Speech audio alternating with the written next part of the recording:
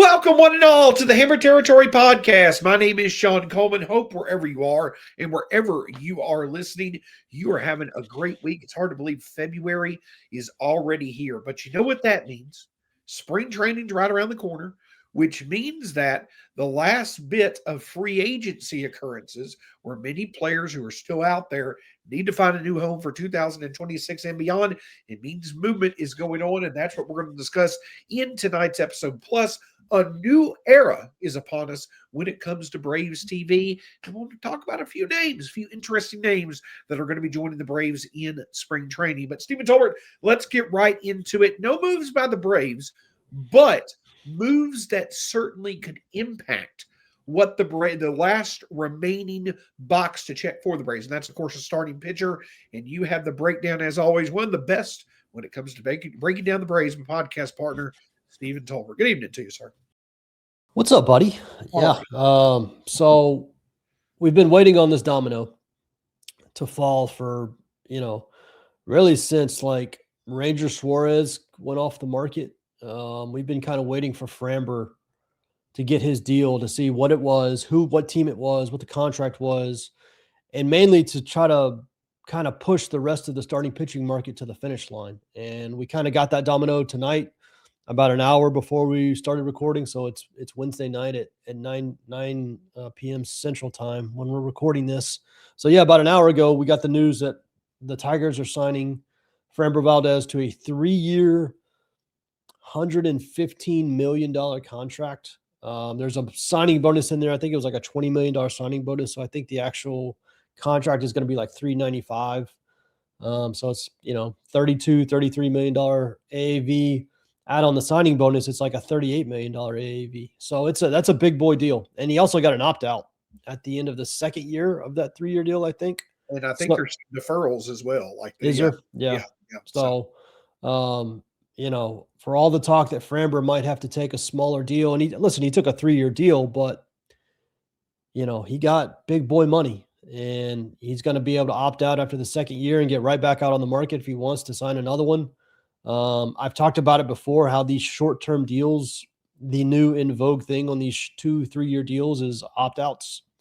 And that's going to hurt the Braves because the Braves don't give out opt-outs. And, I think the shorter deal used to be something that Alex could take advantage of. I think ironically now it's probably something that it's going to be harder for the Braves to do unless they change their stance on these opt-outs, because it seems like every 2 or 3-year deal for any kind of big-time free agent includes at least one opt-out. And we've seen that multiple times this offseason. So yeah, Framber's off the board. Zach Gallen is the only qualified free agent left on the market. Obviously Chris Bassett is still out there. There's still some interesting names, but unless the Braves specifically sign Zach Gallen, they will be keeping that extra draft pick. But again, the same message applies as it's applied all offseason. We want the Braves to go add a starter, and I haven't wavered on that one time. I'm not going to waver on it now. I would have loved if it's Framber. I understand that contract and those terms, why it wasn't, but go get a starter. Go get Chris Bassett. I don't think they're going to sign Zach Gallen. Maybe his market, shortens up. But again, on these shortened deals, we see a lot of opt-outs now, and I don't know that the Braves are going to do that. So it's starting to feel like Chris Bassett or bust for the Braves, but I'm not going to say that yet. It's still too soon. But like you said, we're in February. Spring training, these pitchers and catchers report in a week, something like that. So it's kind of time to get all this to a resolution, and hopefully Framber signing will push the rest of the dominoes towards the finish line. Yeah, and I agree at this point. Chris Bassett, it seems like the most ideal option to add, but he's probably played the long game in an intelligent way, where knowing that the deals for him may start to get a little bit uncomfortable for Atlanta, what they may be willing to spend for him. I personally think a 2-year, $30 million deal, given the opportunity to pay him $15 million for a couple of years, I don't think that's outrageous. I think that's certainly there, but maybe there's another team out there that's willing to pay more. But I definitely think Chris Bassett is a better option than Zach Gallen. I would prefer Gallen over Bassett in a vacuum. But if you're going to get them, or if you're potentially going to get them both on either a 2 or 3 year deal, you're going to pay Gallen more. Plus, also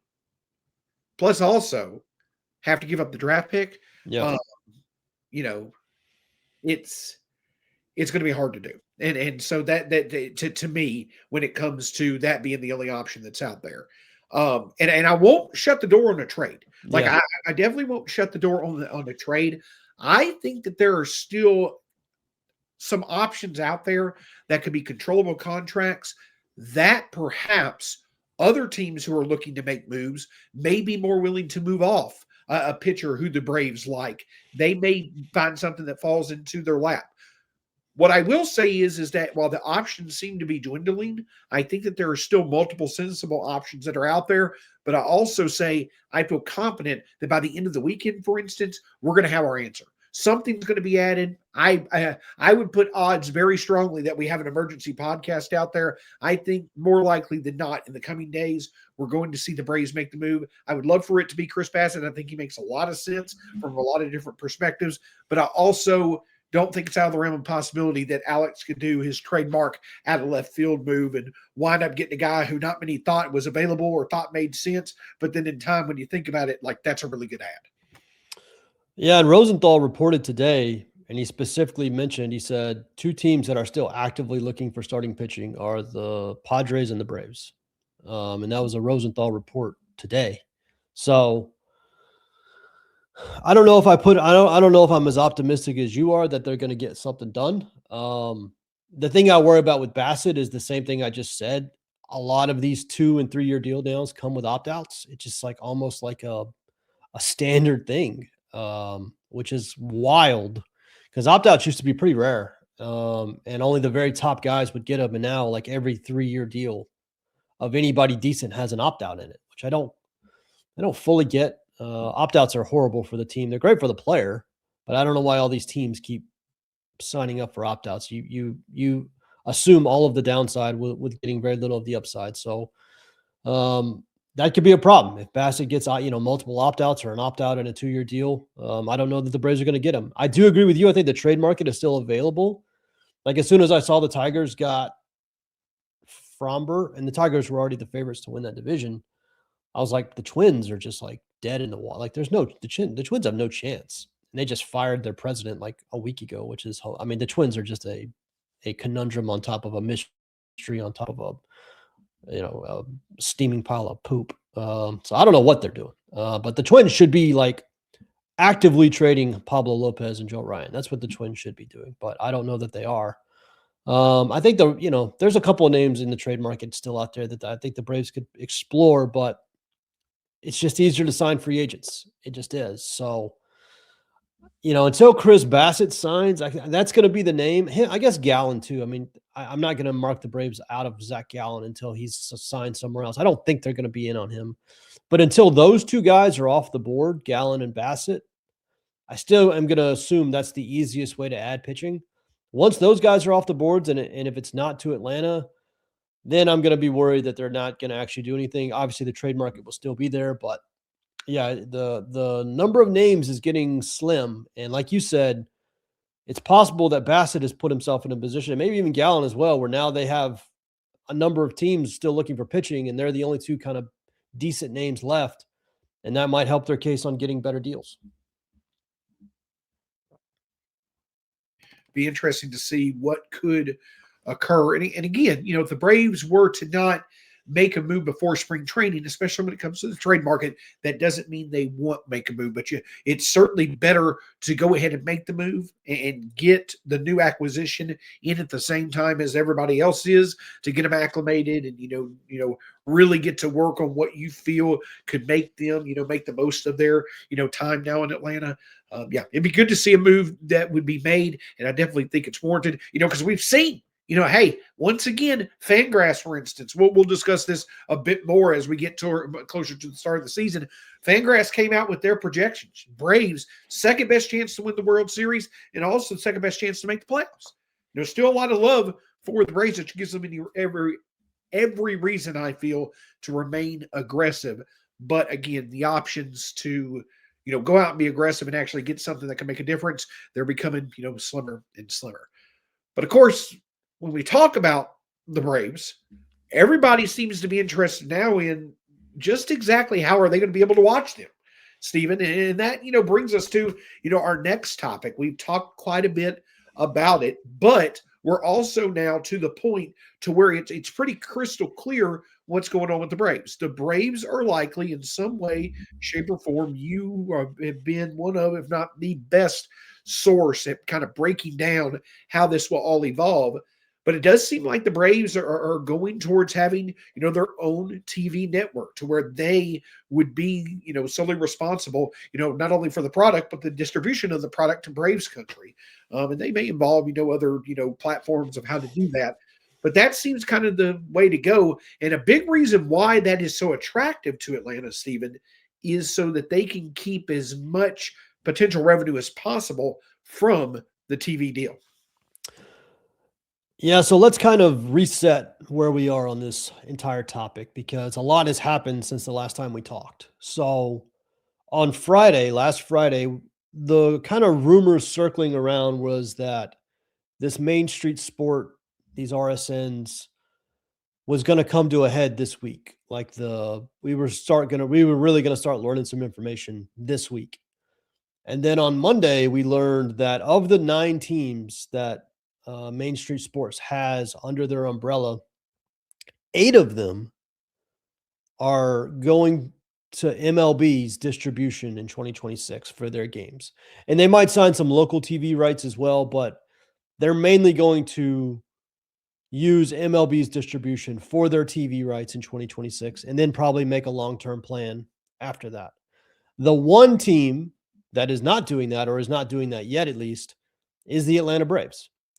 And there was so much reporting on this, and the smoke got so, it got so heavy that the Braves actually put out a statement, which I was not expecting. I was not expecting the Braves to actually put out a statement. And not only did they put out a statement, but they put out a fascinating statement because, and I'm going to read it verbatim because I'm just going to read the first paragraph because this is where the nugget is. So this is the Brave statement they put out 2 days ago. The Atlanta Braves are aware of the reporting regarding Main Street Sports Group, which again is these RSNs, FanDuel Sports Network. While disappointed with this development, we have actively been preparing for this outcome and are well on our way towards launching a new era in Braves broadcasting. So I was thinking the Braves would not comment on this until they had something to announce in terms of a TV network or what they're going to do. But they came out already and they said, we are well on our way. We have been, the tea leaves on this have been easy to read for a couple of years now that this was going to happen. This RSN model has been dying slowly for like 10 years, and it's been dying at a much quicker rate the last 2 years. So clearly the Braves have been doing behind the scenes work on launching some sort of network that according to their statement, is going to be up and running this year. I have no idea what that's going to look like. We got a million questions on Monday when that all dropped about like, what's the pricing going to be? What's it going to look like? Again, we don't have any of those details. I will tell you what I've heard from a couple of people in the industry that I've been DMing with during this whole saga the last 2 years. And there's a couple of nuggets that I want to share.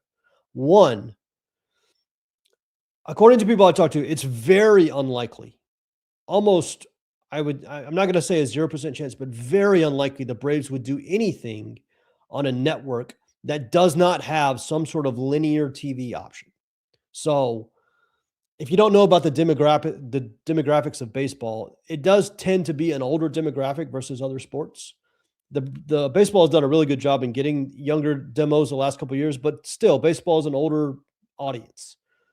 And linear TV is still the way the older audience prefers to take in games. So I would be shocked if whatever the Braves announce in next week or two is a streaming only option. I think there's 100% going to be a linear TV option. So that's one. Two, and this is important to remember about all sports teams. Your favorite sports team wants you to have access to their games, but they don't necessarily want you to have cheap access to their games. So I saw a lot of people say like, this should be a more affordable option.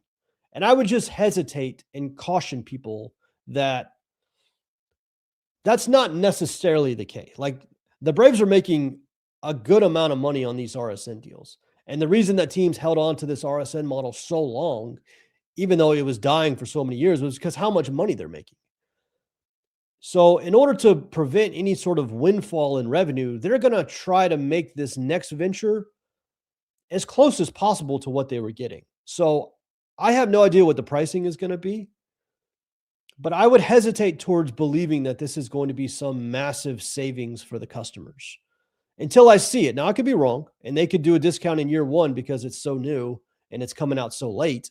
But I would just caution people against expecting this to be like some super cheap way to watch the team. If it is, fantastic, we'll take it. But I think it's still going to be around the same price you've been paying to watch Braves games. And I would be stunned if there's not a linear TV option to go along with streaming options. But we'll see. It was a very exciting announcement. The Braves need to have their own network. I'm fascinated to see what's going to look like.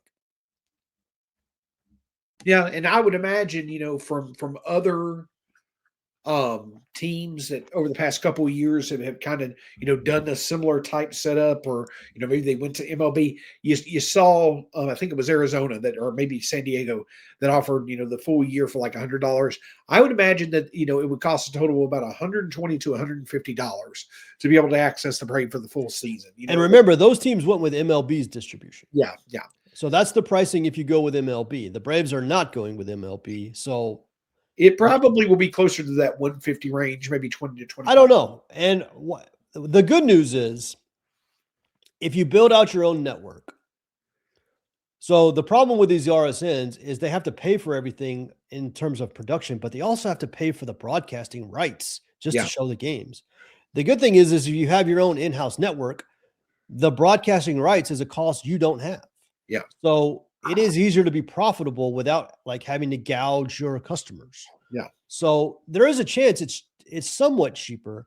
I just don't expect it to be nearly as cheap as like maybe the MLB's option, which brings in a lot less revenue. Like we saw one of the Cardinals guys sent out their numbers today, and it was like the Cardinals are taking a major bath in revenue because it's basically going to be a direct to customer option that MLB's offering.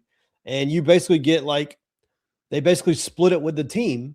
However many subscriptions they get, they get half the revenue. So you're just taking a major bath. And that's why teams don't usually do direct to customer stuff because there's just not as much revenue in it. So I think it's going to be a network that you purchase through your cable provider, like you did, like Bally or FanDuel. It's just in-house instead of a third party.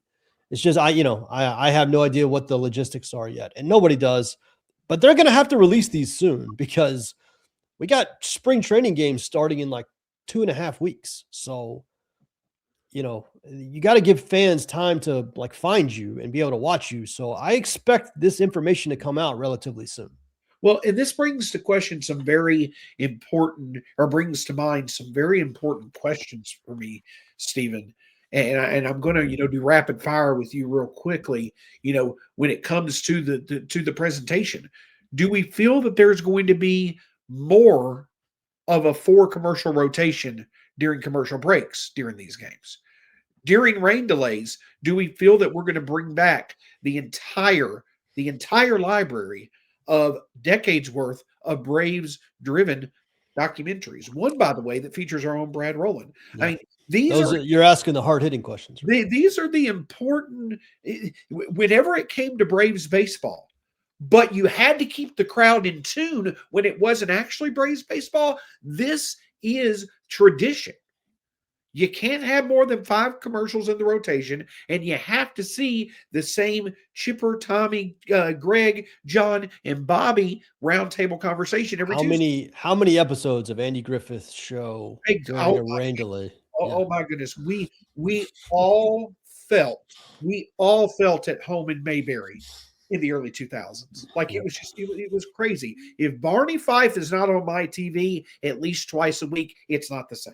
Right. No. It's not the same. These are the important questions. Yeah. These are what we need to make sure that these traditional characteristics of just amazing nostalgic Braves baseball is there once again. And I will say this along that same line about like what is going to continue, because we got a lot of questions about this.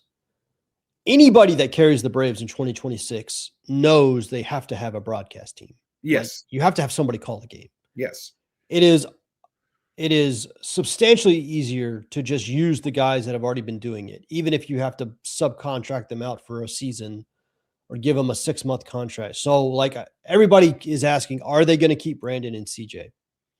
I don't know that. I would almost guarantee that in some form or fashion, whoever is carrying the team in terms of their broadcast in 2026 is going to use Brandon and CJ. It's just inertia. It's just easier to keep what's already been going for the last couple of years. And just, even if it's not a long-term, even if it's just like a 6-month contract to get through the season, my guess is regardless of where the Braves are next year on TV, it will be Brandon and CJ calling the games. I don't know that. I mean, I guess they could it's just so late in the game to be making changes that big. I would be stunned. I really believe CJ and Brandon will be back on the call, along with I had like multiple questions about Wiley Ballard. I think Wiley has become like a fan favorite. When you get down to like the sideline reporters, it's probably easier to make a little turnover. So I don't know about that, but Brandon and CJ would be tough to switch out this late in the game. So my guess is, again, we don't know yet, but my guess is regardless of where they are on TV, Brandon and CJ will be calling the games. Yeah, the Braves radio plus TV combination. I think Ben Ingram has one of the best voices on the radio out there. He is so much fun to listen to.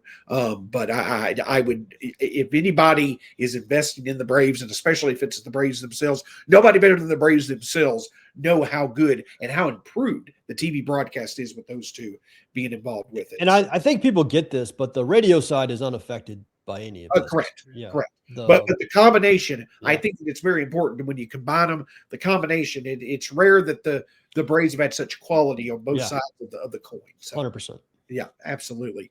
But we're mentioning all this stuff leading up to the 2026 season, and we're starting to get indications of who exactly is going to be there in spring training. And that's, something else I think that is notable. When it comes to the announcement for Major League Baseball teams of non-roster invitees, the casual fan may think, okay, what's so exciting about this? This is just mostly, invites of players who are trying to catch on and be organizational depth and all that stuff. And that is the case. But you also start to get a bit of an understanding to some of the more intriguing prospect names. And this is through the team itself. Some names that they find most intriguing when it comes to spring training. And Stephen, 24 non-roster invitees were announced by the Braves for spring training today. What are your thoughts on some of the names that stand out among some of the prospects that'll be there in spring training this year? Yeah, so the Braves released their NRIs, which is non-roster invitees for spring training today. Pretty much every team in baseball did this in the last 2 days or so. The notable names for the Braves, of course, everybody on the 40-man gets an automatic invite to spring training. I don't know if people know that, but everybody on the 40-man is already in spring training. So a non-roster invitee is not on the 40-man, but still invited to spring training. And so some of the notable names, J.R. Ritchie and Owen Murphy, are probably two of the biggest NRI pitchers in terms of the prospects.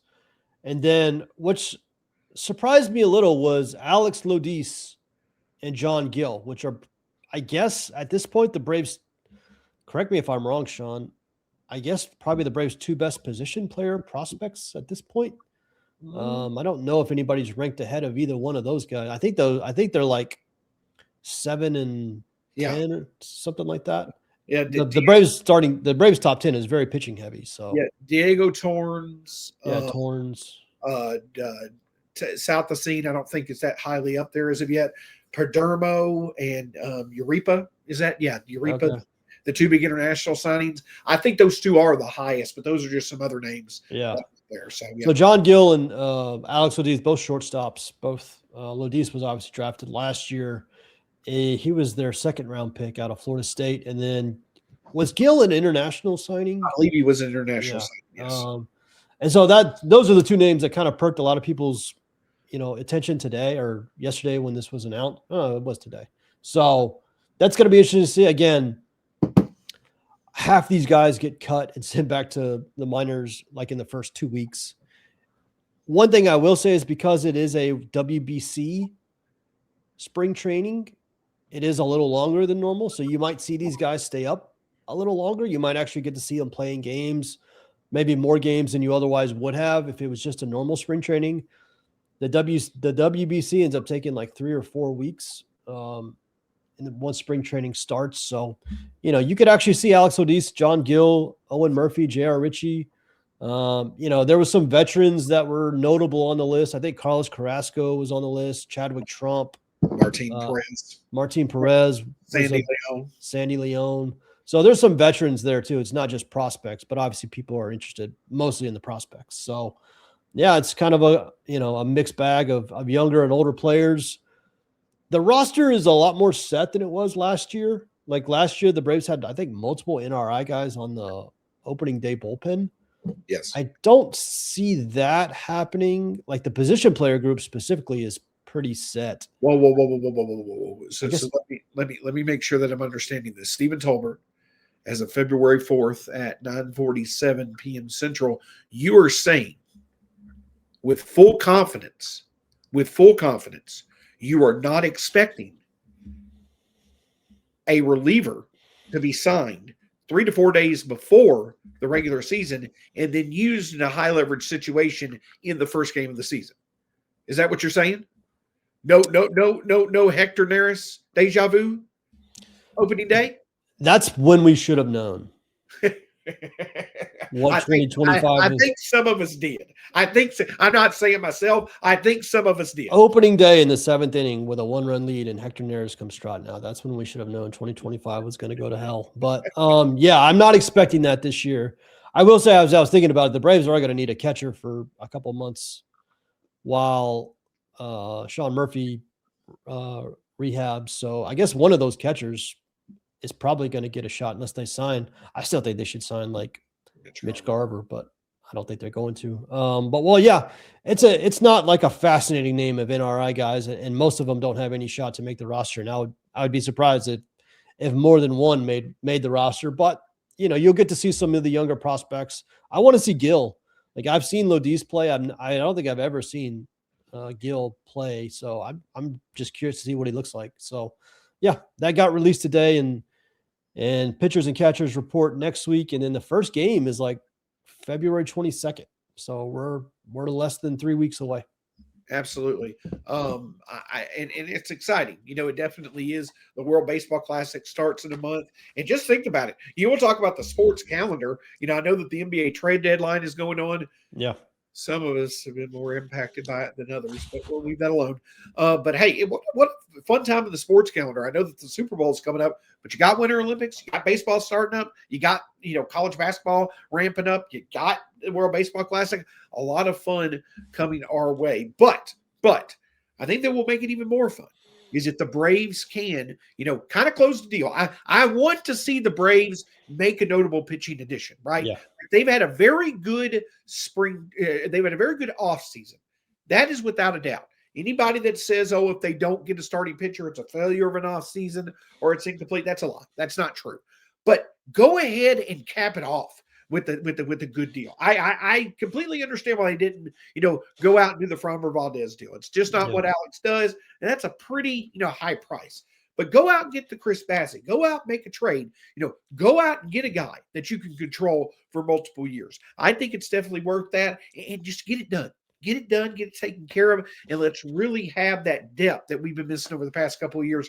That's what I want to see. And then once baseball starts again, if you keep up with a team, if you have your favorite teams, for instance, on the ESPN app, I was giddy, 4 days ago when it finally showed the Braves. I think they're playing the Rays or someone, the 21st of February. It was awesome to see that. So, but my point is, let's get a starting pitcher.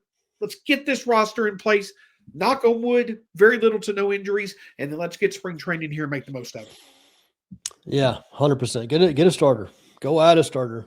Again, Chris Bassett would be a fantastic signing for this team. I know people are hoping always for the top level starter, the ace, and I would have been fine if they signed a big name pitcher, but Chris Bassett is plenty good to help this roster. And look, if you look at some of the more objective ratings of this team, they're still viewed very highly. Like there's still a lot of talent on this team, but there is so much inherent injury risk, especially in the rotation, that I feel like you need one more. And I think the Braves agree. Again, Rosenthal reported the day the Braves are still very much looking for starting pitching because they haven't added to their starters at any point this offseason. So go add one more, and then we can get into this.